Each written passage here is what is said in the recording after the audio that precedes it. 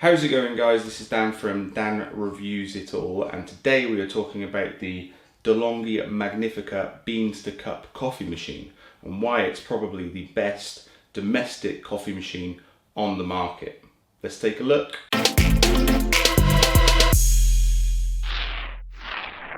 Probably the best way to explain why this is the best coffee machine on the market.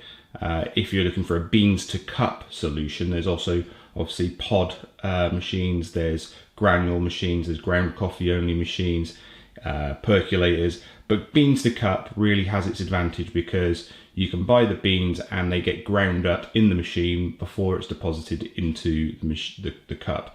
So the benefit with that is the beans trap in a lot of air and a lot of the aroma, and when they get ground up and put in a packet, you lose a lot of that. But having the beans ground just before the machine puts them into the cup, you get a lot of those extra flavors. That's why coffee shops always have a beans to cup grinding machine, because if they know what they're doing, they don't want to use ready ground coffee because that doesn't give you the best flavor. So just up here is where you put your coffee beans, and if you want to, there's my beans there, if you want to you can put grind mix straight in there, but I wouldn't recommend that. It's much harder to clean out.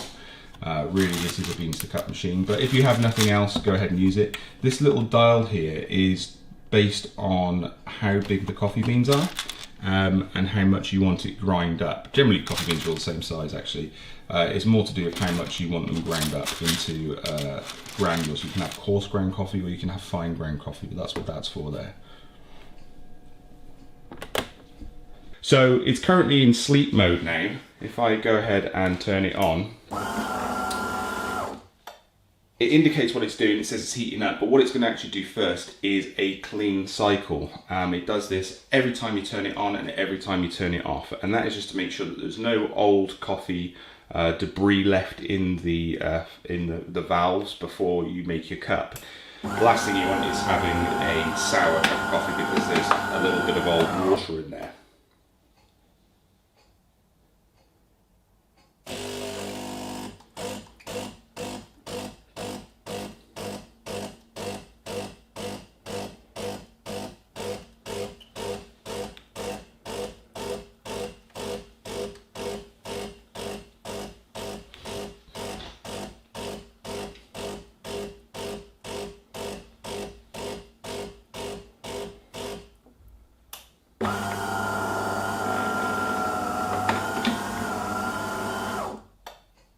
So now it's ready to start making your cups of coffee, and you can see here it's got flashing descale. Now after a while, if you just ignore this, it will stop working because it insists on you descaling the machine before using it if it's been gone too long without descaling. I'd say once every 4 to 6 months it might come up on that if you just have 1 or 2 a day. So it insists on using the descaling stuff. It comes with some descaling solution. You can also use white wine vinegar and things like that, and it does take a good 15 minutes to run through the descale cycle because it really makes sure it flushes anything nasty out of there, any leftover descaler or anything that you've used. It will make sure that it's no longer in there. It doesn't want people to come round, or DeLonghi don't want people to come round. You make them a cup of coffee and it tastes rubbish. So that's why it's so particular about how it cleans itself every time you use it, and also how it insists on descaling.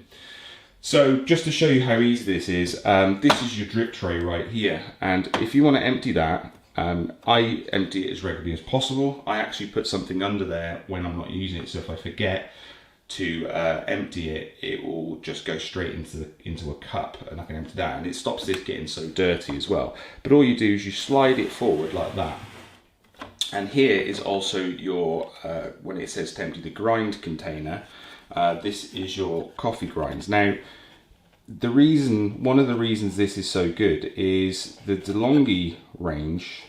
When it grinds the coffee and puts it into the sort of capsule before it sort of runs the hot water through it, it will measure the right amount to use per shot, and after it's finished running the water through it, it will compress the little coffee grinds into a pill, and all you're left with, I can't really pick them up because they just disintegrate, but you're left, that's a half one, you're left with these pills, which are really good for if you're a keen gardener, they're really good actually in your flower beds. But it makes sure that it squeezes all of the water out of them. I mean, this is fairly dry, it's a little bit moist.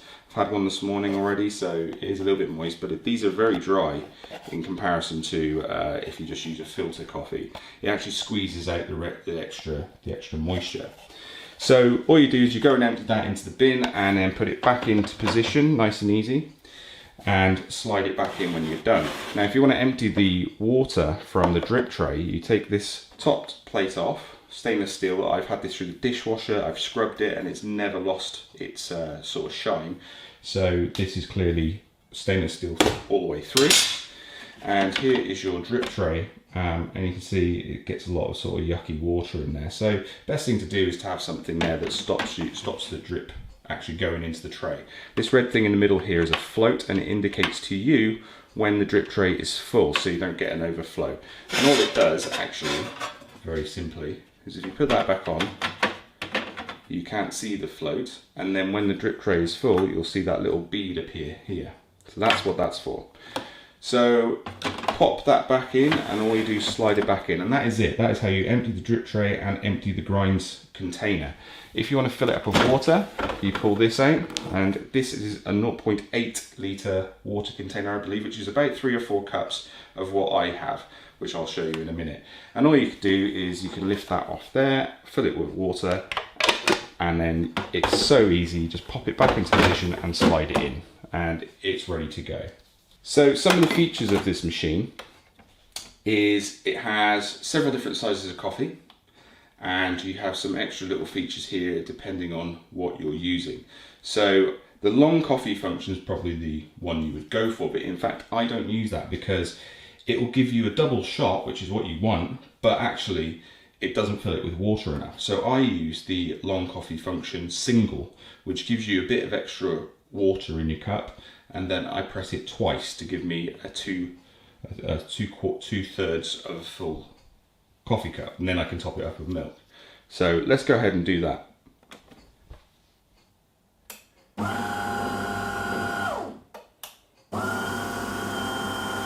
That's grinding up the beans.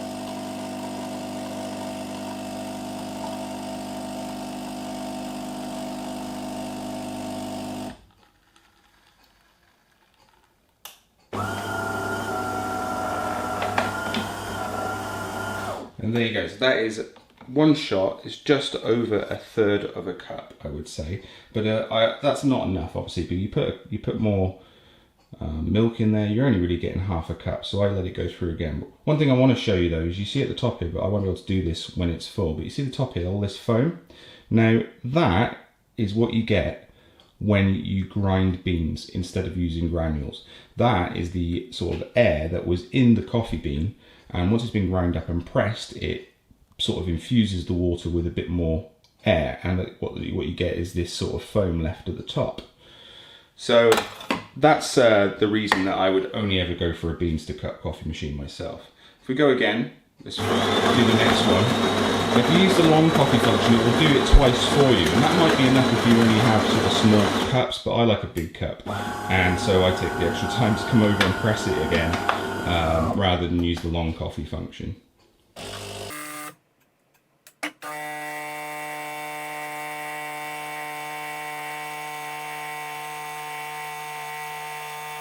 It's nearly done because it gives you an indicator on screen there. And it's finished. There we go. Now, I just pour milk in there and that's how I have it. But For the purpose of the film, I'm going to show you how to use the milk frother for cappuccinos and lattes. It's dead simple. One important thing is you must clean this little nozzle every single time you use it, which seems a pain, but all you do is run a bit of water through it. And that means that if you have any milk left in there, that this really tight little valve here doesn't get blocked. Because then the milk won't come out of there, or the steam won't come out of there, and it just jams up. And that's not good for the pump on the machine either anyway. So let's just get this back on here. There's two settings. There's hot milk, which is just where you turn the valve, push the valve up. You see how you push it up there, and that just basically means there's a smaller gap between the nozzle and the valve, so that the milk, the water sort of gets pumped straight into it. And the cappuccino is where it turns it into steam and actually pumps steam into the milk, so that gives you more of a frothy milk, and that's what we're going to do. I only use a very small amount of milk, and you should use skimmed if you want to froth it up, but this is just semi-skimmed and it works fine, to be honest. You get part of it in your drink and most of it on the top then. So to make the steam function work, all you need to do is press the steam button.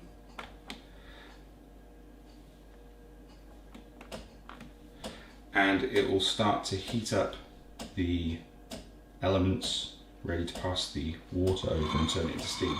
And it will tell you when it's ready. There we go, so it says turn the steam knob, and that is this thing here. So all we do is you put the milk just below this, just over the surface of the nozzle, and turn this dial. And here it goes, it's dead quick. A lot of them you have to wait ages for it to heat up. Now people should use a thermometer when they do this. I don't, because I use such a full cup. Actually it doesn't ruin the heat too much. And if you want it extra frothy, just move it in and out a bit to make sure the air stays at the top. The worry is obviously if you don't use a thermometer that you pour cold milk into the coffee and therefore you get a lukewarm coffee, but I actually don't mind it like that. You're supposed to have it piping hot, but I actually don't mind it. I like to drink it straight away. So, if you can see that very well.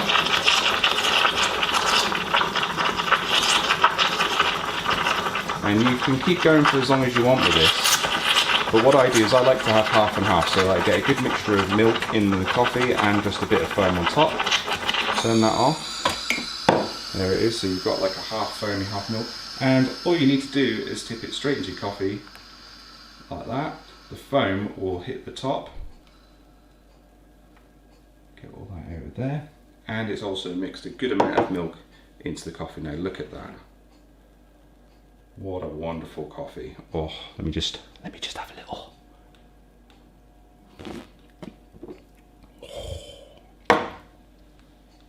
So there you go, and that's why I think this has got to be one of the best coffee machines on the market. They range from around £400 up to £900, depending on what one you go for now.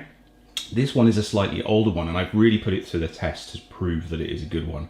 And I would definitely go for any of the current sort of DeLonghi coffee beans to cup range, because mechanically they're very good and they're very efficient, and they are mostly interested in the taste of coffee by making sure it cleans itself every time and making sure that it all works fairly quick. It's a little bit slow to start up because it cleans itself every time, but once it's going you can make 3 or 4 coffees in a couple of minutes. It's not a problem. I will of course put a couple of links down in the description of where you can get them on Amazon. Really I'll find the best price for you. So, you know, they go up in American money up to around $1,000, but you really do save time. And if you're keen about your coffee, rather than using the sort of cafetiere system on the hob, this is really as close to that, and if I think actually better than that, because you're getting almost as good coffee straight from the machine without all of the cleaning and things that's required. So I hope you've enjoyed this little short review of the Magnifica coffee machine by DeLonghi. And if you do enjoy the videos, don't forget to hit the like and subscribe button. There's going to be a lot more tech and household reviews and tool reviews, DIY stuff on the way. So stay tuned.